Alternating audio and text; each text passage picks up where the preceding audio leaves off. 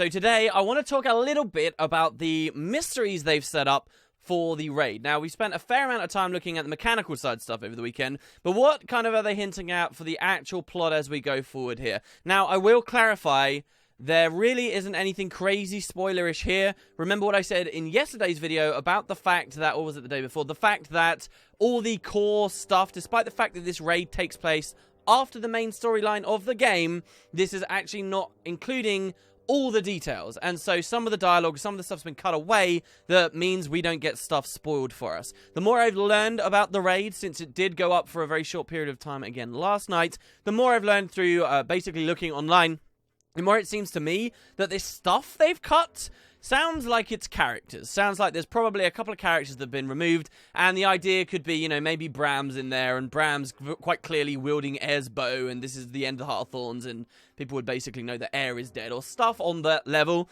but really we don't know anything super spoilerish. But they have set up some really interesting hints, including some very minor details that have been caught in rare places. So I want to talk to you guys about that, because it absolutely does look like our early speculation that Heart of Thorns would include some kind of raid or content built around the Bloodstone, the White Mantle, and the Bandits has come true.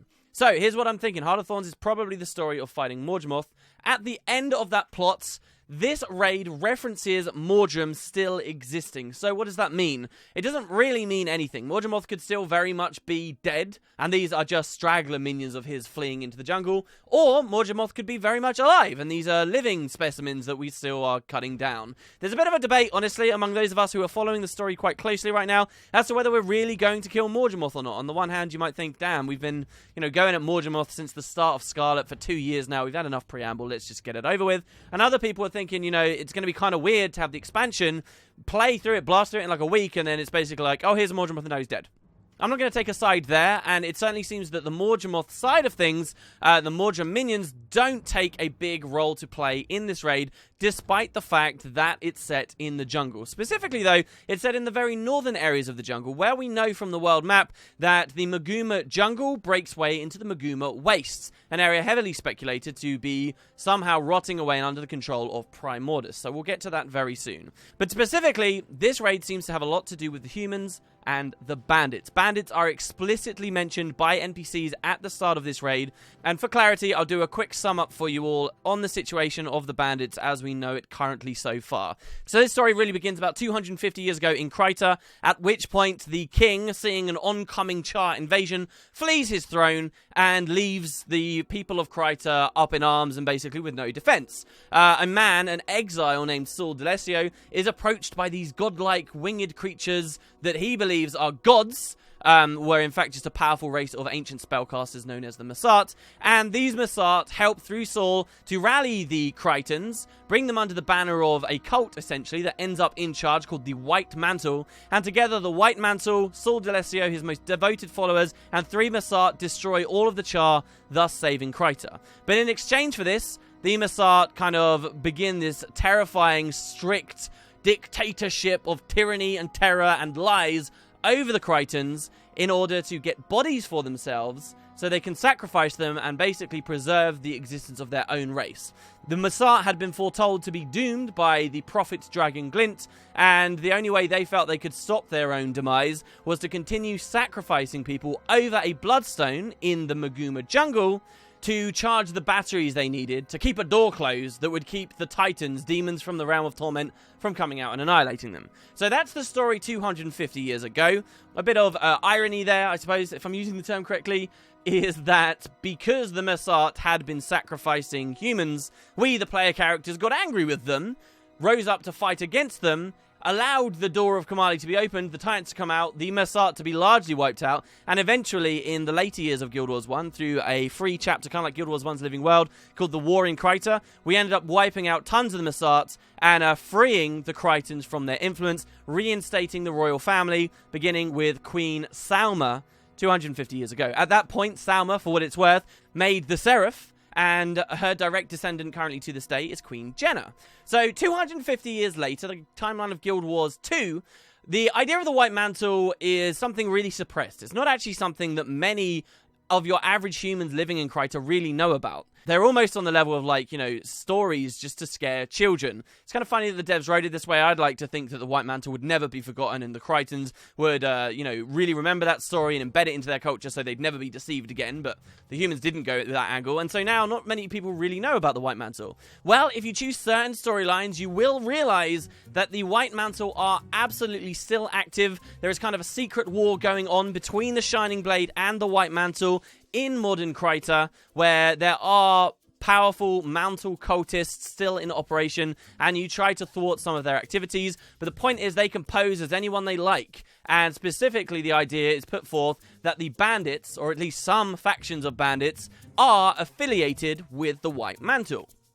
That's all the personal story really you delivered on, but in Brisbane Wildlands, there further was a story of a group of bandits that were collaborating with Nightmare Court and with Inquest down near the fort that ended up being the entrance to the Silver Wastes. When Living World Season 2 started coming out, we were able to push into this fort, at long last after years of the game being out, and discover the Silver Wastes beyond. When we push into the fort, though, all the bandits that had previously been living there had disappeared. You could read their notes. They seemed to be retreating from Morgemoth, going deeper into the jungle. When we got into the Silver Waste itself, you could find more evidence of previous bandit activity, and there were several hints, like the existence basically of White Mantle badges and other really obvious things that basically say, look, the bandits that were in this area of the world seem to be White Mantle. They had plans to instate something they were calling New Kryta, and they were retreating from Morgemoth, and we were kind of just following in their footsteps a little when we finally got to the Silver Wastes. So where did they go? Well, it would make sense that the White Mantle, this faction, these cultists that were once upon a time sacrificing people on the Bloodstone,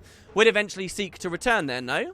And now we have the raid. The raid is taking place in the same general area of the world as the Bloodstone. The Bloodstone has basically moved, but Arena haven't been very good at honoring, matching up one for one old world locations with new locations. There's nothing that says absolutely the Bloodstone from Guild Wars 1 couldn't have been moved by the Massart. And now they seem to be operating somewhere around there. Given the trailer for the raids, which you should be able to see in the background here, you can actually see there's some fairly old-looking ruins and structures around this raid. Actually places we haven't seen in the current beta area of the wing. But these seem quite old, so it seems like whatever bandit activity is going on here isn't anything super new. It seems that they've been doing stuff here for a long while. So let's get to the raid. Why are we here?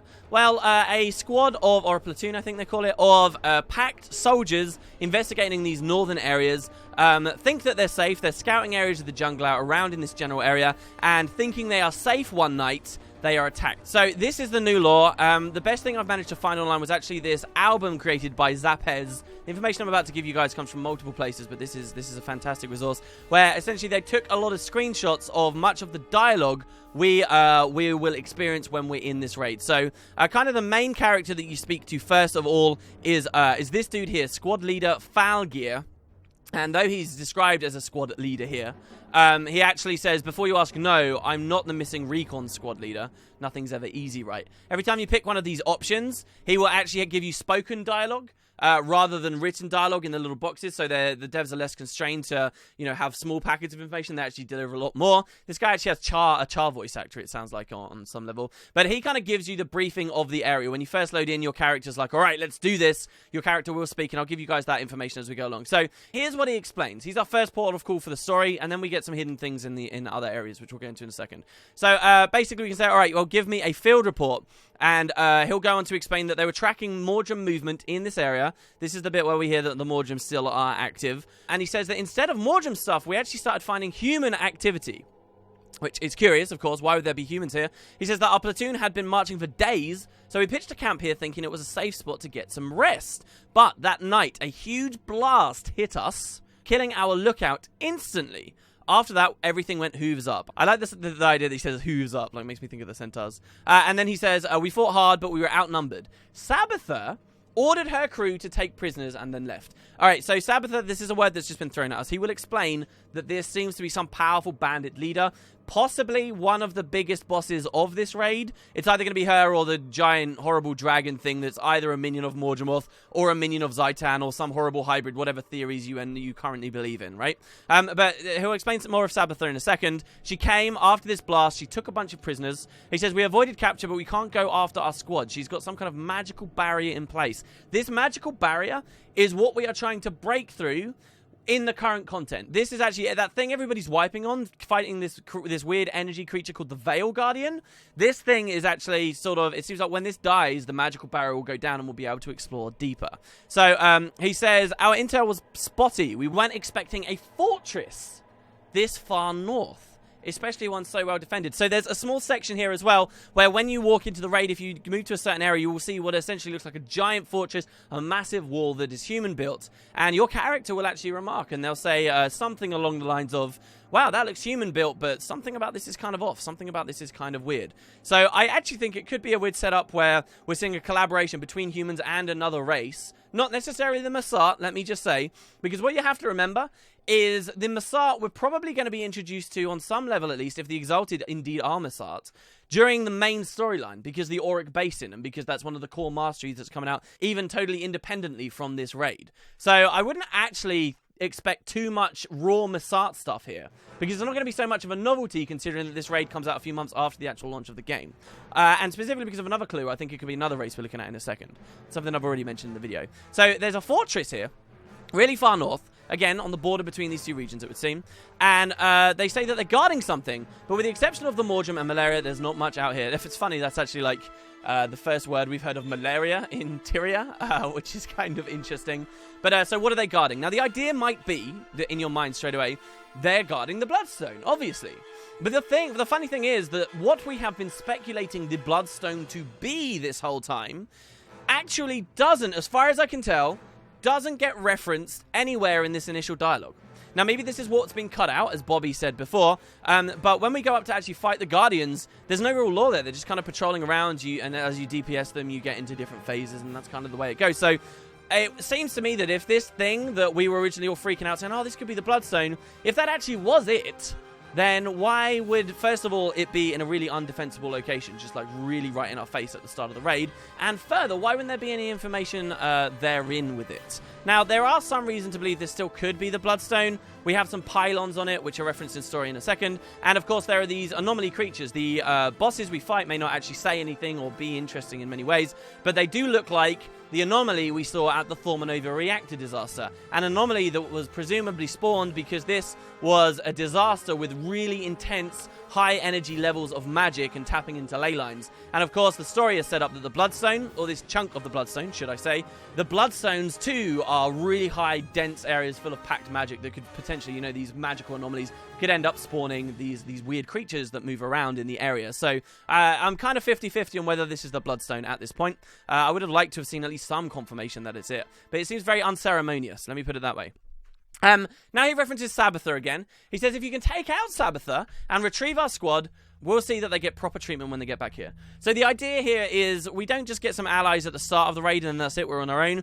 There are going to be friendly enemies deeper inside. In fact, there's some dialogue as you're moving around. I managed to screenshot from one of the videos someone made where they say, bandits attacked our platoon, they inflicted heavy casualties, they captured a squad and they went that way. We've got to get the soldiers back. We have friendlies in the zone, so watch your fire. So I think as we push further forward, we're going to keep getting more people we can interact with, of course, who we're trying to save. It's a rescue mission, essentially.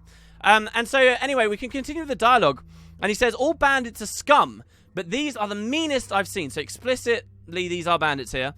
He says, most stick to holding up caravans or kidnapping regular folk. Of course, regular bandits that we think of around Divinity's Reach.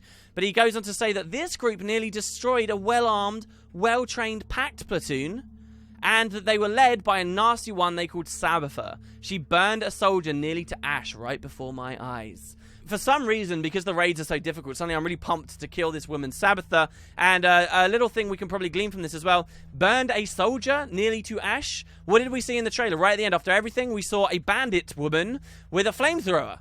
So I think that what we're actually looking at in that trailer, that woman, that is Sabatha. And she is this flamethrower boss that we're presumably going to be fighting. Just a little bit more dialogue from this guy before we move on. He says that they laid waste to their camp, and now they've got our soldiers. Bear only knows what they're doing to them, and to be careful out there. Her guardians are nothing like I've ever seen, and her lieutenants are especially cruel. So it seems to me that the bandits have learned to tap into the power of the Bloodstone, and they are able to summon these Veil Guardians. Like, it's called the Veil Guardian. Does that mean that where we're headed to is the Veil? This is what the White Mantle or the Bandits have been calling that area that they've got fortressed off. But they seem to have some mastery over these anomalies.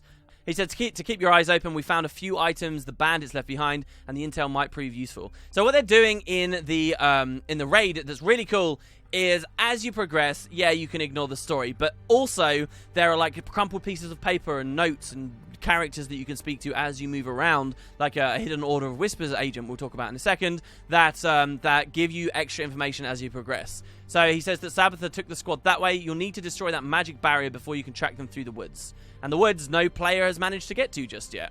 Bear only knows what's in the woods. I hear screams at night.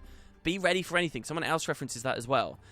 We don't know why Sabatha took them, maybe for interrogation or maybe some other purpose. So this sounds quite ominous, and I think this is setting up something quite basic. If they are defending the Bloodstone back there, and this circular platform we're fighting on already is just like, I don't know, what, a White Mantle recreation of it maybe that they've been playing around with? I really don't know. But if they are defending something like that back there, the story might be that this sacrificing is still going on for some reason. And what Sabatha has done, this evil member of these bandits, has taken some packed troops, and now they're sacrificing them so that they can charge more soul batteries, perhaps. But why would the White Mantle want to do that? The Mersat's motivation for making the White Mantle do that is long gone. That motivation was to keep the door of Kamali shut and the Titans from annihilating the Mersat. That's not a thing we're dealing with. Some people have been speculating, oh, you know, this could mean we're going back to the Fire Island chain. I don't believe we're going to get a story back at the Fire Island chain. Not this quickly, and certainly not because of the Titans as a motivation. I think rather that these White Mantle, or these bandits, are retreating, and they're trying to protect themselves. They're trying to save themselves, just as they saw the Mersat once did so long ago. Because don't forget, they are still White Mantle, and they do still respect and admire the Mersat. And what the Mersat really did all that time ago was they learned how to hide, how to run. And I think that maybe they might be trying to follow in their footsteps. And this theory is going to get a little bit stronger in just a second. Alright, so as you move around, this next screenshot shows a Whispers agent. He says, those things are nasty, her. I've never seen them before we got here. And of course, we hadn't really, I guess. I mean, we sort of saw it in the fractals. And we could say, well, how did you get here? And he says, oh, well, it's the same way that you did. And you kind of ask, what's you found? And he says, when the shelling stops at dusk, I can hear yelling from behind the wall. Saw the sky light up one night and then heard all manner of calamity. It might be our squad. So it sounds like they might be getting sacrificed. It's really ominous. So they might be alive? I hope so. The voices are too far away to be identifiable. So it could be anyone. And this wall, by the way, this is the giant wall that I'm talking about. And he says, I hear a mix of yelling and chanting. None of it sounds good. Now, this album doesn't show it, but in addition to this Whispers agent, there's an area with a fallen tree. And this tree's fallen on a character that you can interact with, and it seems like, you know, he died, right? This packed soldier got killed by this fallen tree. And when your character walks over to it, your character says this, so something along these lines, says, wow, I wonder what knocked over that tree. It seems like it could have been a windstorm. So it seems like some kind of windstorm passed through the area recently, and that is again referenced next to this Whispers agent. So next to the agent, and this is where we've got a lot to talk about, is a crumpled piece of paper, this journal entry, all right? And so it reads, it says, the pylons have been imbued with energy ever since the windstorm. I have my theories. It came from the south and radiated north. That can only mean one thing.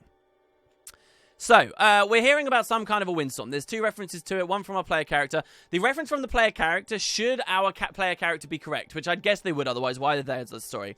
Kind of means this windstorm happened very recently. It just killed a packed soldier, which means this windstorm just happened after Morgemorth died, or the conclusion of the Heart of Thorns story, right? So this could be directly related to what we did in the Heart of Thorns story, or it could be somehow unrelated. Let's assume we did kill Morgemorth. That could be another huge magic leak. Maybe he has some big death rattle, some huge roar, and this is the windstorm that comes north, and that charges the pylons, right, with magic that had been latent in the area, for example, and then that charged the anomalies. But this journal was written by one of the bandits, one of the people that was in this area already.